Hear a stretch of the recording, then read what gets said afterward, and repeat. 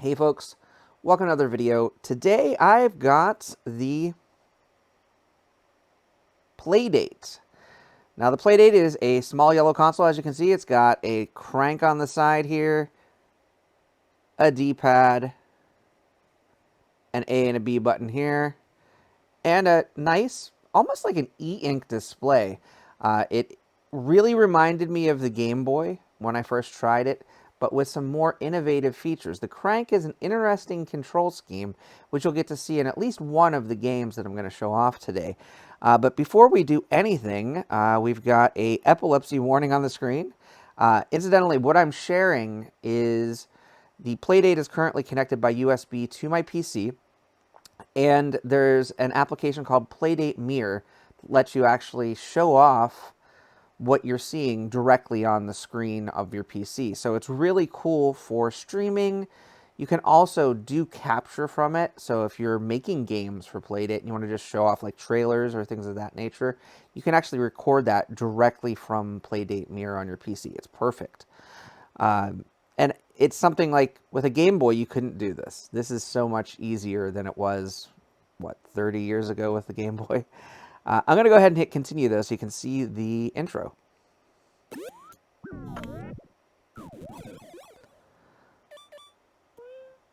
It's like a little robot waking up.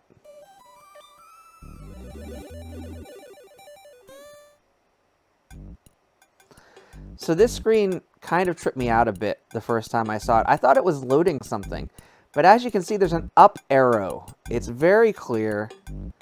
Press that up arrow. Press right, press down, and then press left. And then you press A and B.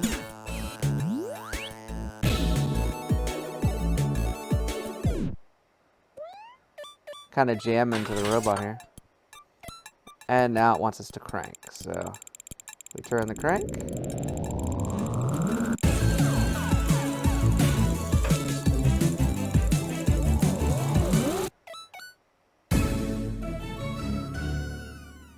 So that's what welcomes you to the Playdate.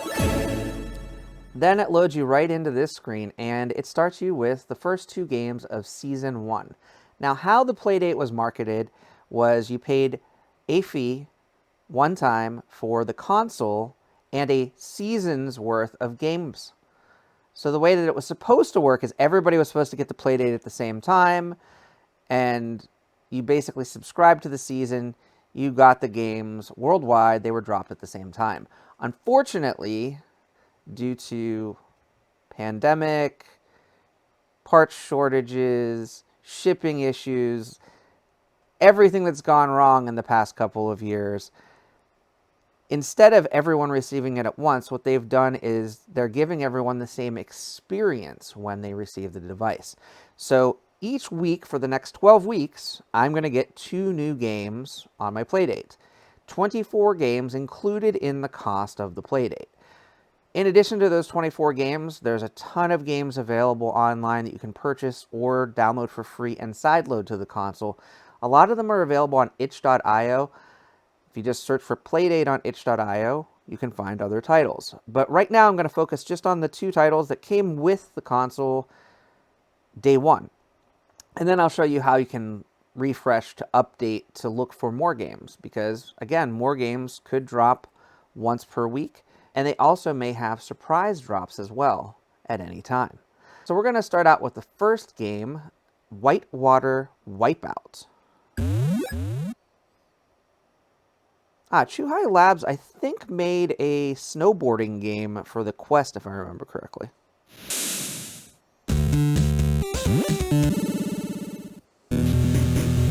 So this one is it even says Chuhai on the surfboard. So as you can see, it's kind of the same dot matrixy style of the old Game Boy.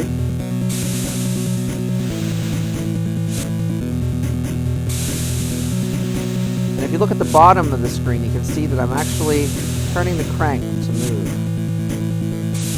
And I don't know if there's other controls other than turning the crank. Like if I press A, if I press A and B, it quits. Whoops. Let's try that again.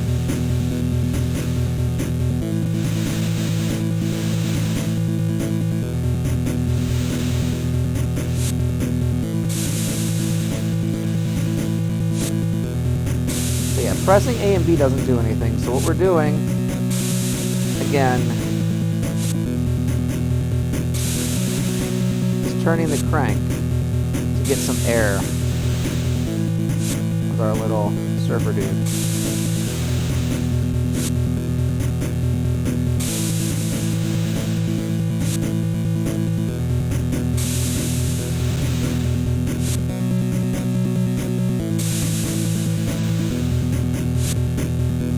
I do really like the feel of the crank. It's very responsive. And it makes for a pretty different game style. Like, I'm not pressing A and B. I'm not using the D-pad at all right now.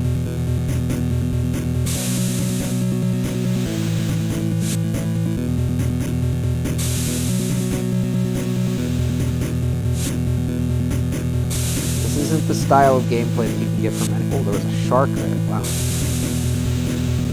From any other console, or... I don't think there's ever been a crank control scheme for a PC. I don't know.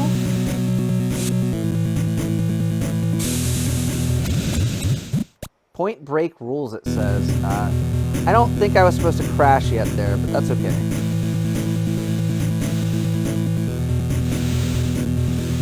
That's 77 points. That's not too bad. So your points accumulate based on how many meters up you go above the wave over 3 attempts.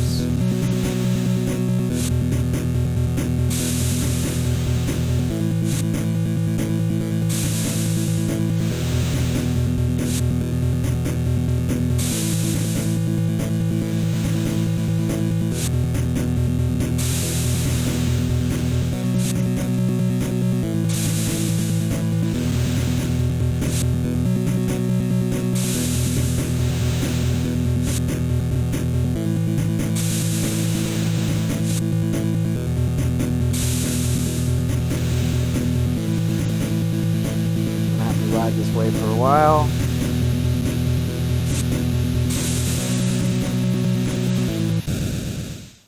Do a Bordeaux roll. So like a barrel roll, right? So this is not the best game I've ever done, but you get a general idea.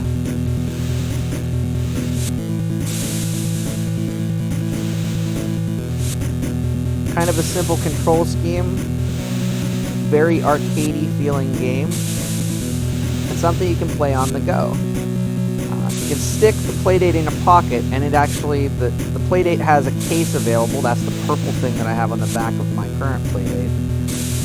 And that purple case protects it from scratching or anything of that nature while it's in your pocket. This is intended to be a pocket device.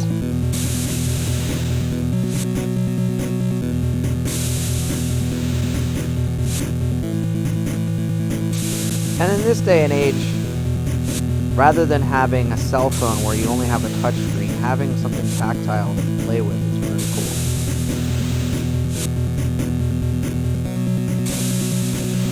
I've got some big events coming up in the near future. Obviously the holiday season, but I'm also going to be going to CES in January, in very early January. Probably going to take the Playdate for both the plane flight, some of the shuttle rides, taxi rides, and commutes that happen as part of my CES experience. Got a little bit more air there, and I saw it says Point Break rules again. The tide was rising there, so hint: try doing a 360. I hadn't tried doing a 360, but I guess that's very possible. So we got 187 points. That's my second highest score. Not too bad. And we'll go ahead and head out of Whitewater Wipeout now. And here at the home screen, the only other game we've got right now is Casual Birder. Now, I turned this on for just a moment to see what it was all about. And it seems to be a game where you play as a character taking pictures of birds. I love birds, so this should be right up my alley. And this one was by Diego Garcia and Max Coburn. We're going to go ahead and start a new game. I'm afraid or snap yes. We'll snap yes.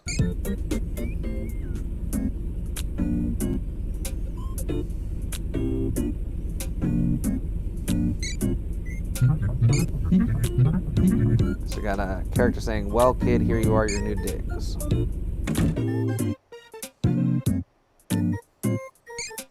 Again, just to prove I am playing on my Playdate, I'll throw it in front of my face here for just a second here. I already moved your stuff in, and you're all set. You're a pretty brave kid moving to a town like this. Do you even know anything about bird photography? You're gonna have a rough time here if you can't at least handle the basics. You got a camera on that phone, right? There's a bobby sitting around here somewhere. See if you can snap it for me. And don't forget to focus with the crank. Okay. So I see the bird. It's right there. A button, it looks like, for the...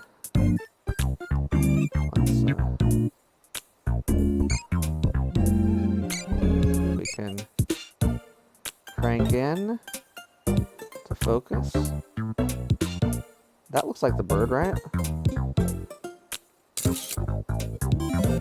You got a new bird, the black-bodied bobby.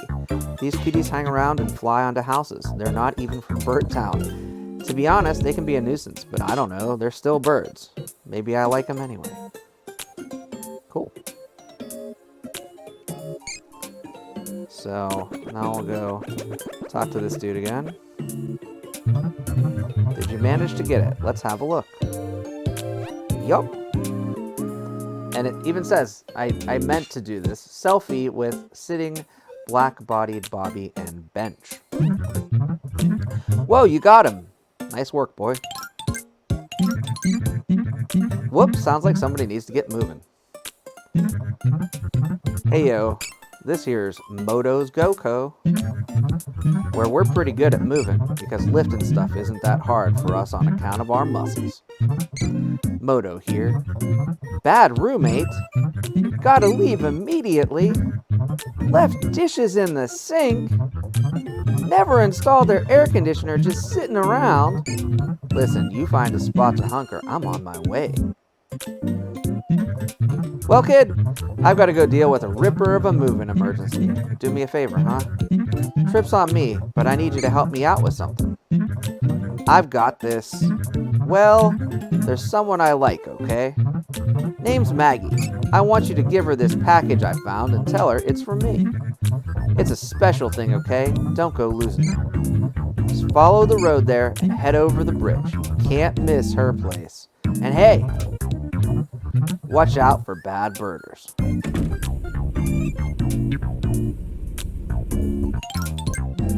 So I got a package. I'm assuming since there's only one route that I can take. Oh, maybe there are two. Welcome to Bird Town. I think I'm supposed to go the other way.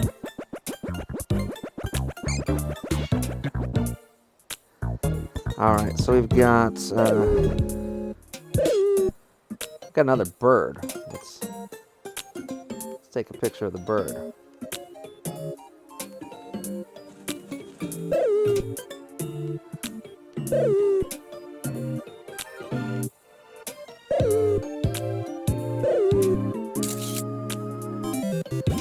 Junk bird. What? A junk bird? Ugh, I can't even believe I'm taking a picture of this disgusting bird. You're disgusting, bird, but I guess if I think about it, you're still a bird. I love you. Okay. What is this guy back here? Hey, kid. How you going? Your shoes are really annoying. They're all squeaky. I can't stand it. It's all like gurp, gurp, gurp, gurp, gurp, gurp, gurp, gurp. Let me know if you need any help. Get over it. Is this Bennett Foddy here?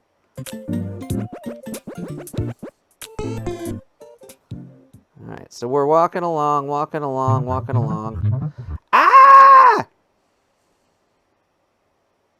I'm assuming this is a bad birder.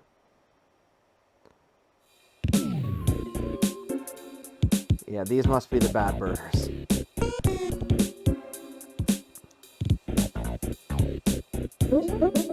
Haha, look at this guy. What are you, some kind of casual birder? I bet you take pictures with your phone, Scrub Jay. Oh, crap. They actually are beating me up. Later, chump.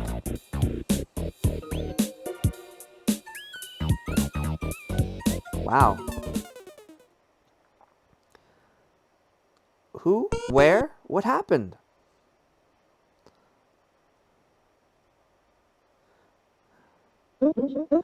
Oh, good. You're awake.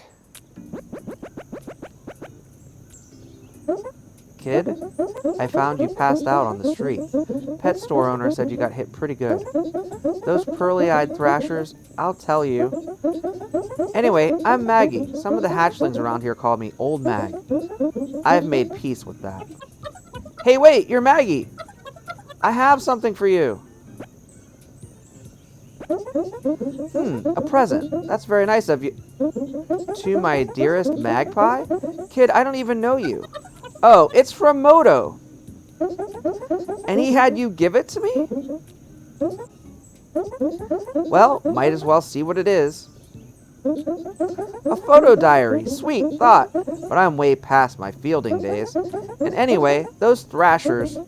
This town used to be pure, kid. Quiet. But once those pearly-eyed thrashers grouped up, they started pushing out all other birders. The Birdabond Society has a photo competition here every year. But the thrashers have taken the prize for the past 3. They'll stoop to anything, stealing pictures, beating up snappers. This year could be different, but... you seem like you're pretty okay with getting smacked around a bit. Look, kid, this year's special. There's a special bird, the legendary bird. It's got a unique migration pattern that means it's only seen once every 100 years. It's been my life's mission to find it, but with my leg... But you could do it, kid, if you can learn to frame a feather or two. You can get a pic of the bird of legend and win that contest. That'll make those pearly-eyed thrashers flutter off like a bunch of yellow-bellied sapsuckers. What do you say, kid? Will you do it? Haha, I don't know. Ha ha ha ha ha. Ha ha. Great, it's settled. Here, you take this bird diary and go try taking some bird pictures. I've even put in the ones you've already got. And if you get stuck and need some pointers, come by and see me again. I've got a few migrations under my belt, you know? So we got a photo album. So it is literally taking pictures of birds. It's pretty cool. We're going to stop here. And I just want to go through the settings here just briefly to see.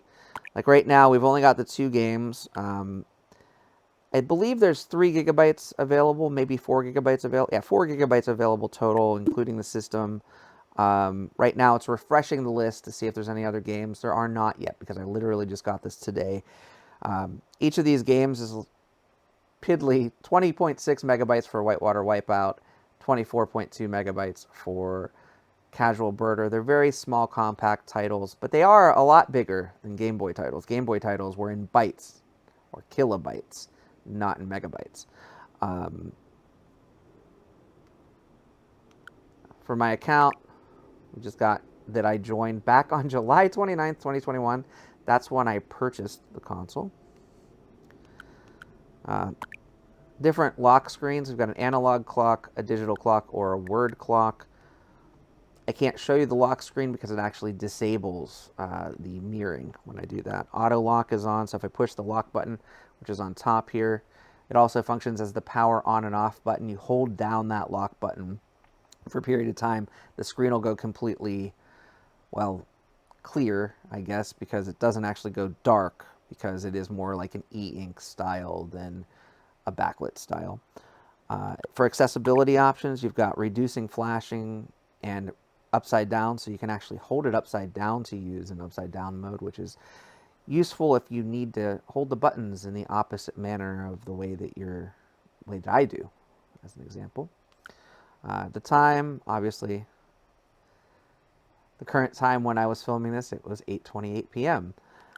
Device metrics, you can enable or disable those. That's sharing metric information with Panic, the folks behind Playdate, to maybe make their system better if something crashes, things of that nature.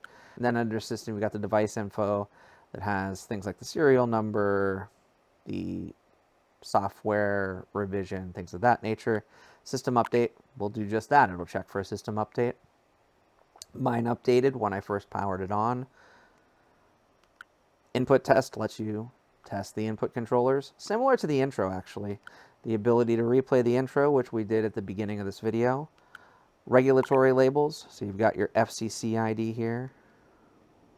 Restart the Playdate, that just restarts it. It does not factory reset it. Basically just goes back to the screen to power it back on. Reboot to data disk, I'm not sure what that does, but I'm assuming that probably makes it so that you can transfer files back and forth from the Playdate to your PC. Factory reset, we're not going to do, but does just that. And then sending a crash report will send that log file to the folks at Panic. So outside of those things, that's it as far as what's on the Playdate when it ships. I enjoyed this kind of little exploration of the first two titles of week 1. I'll come back for week 2 of season 1.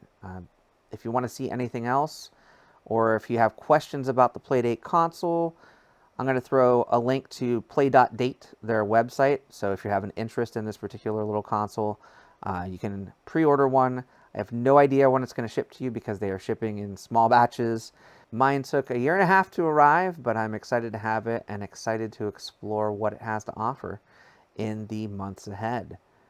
Hope you enjoyed this video. Again, another departure from what I usually do with VR and AR, but I love retro games. I love little consoles, little handhelds like this.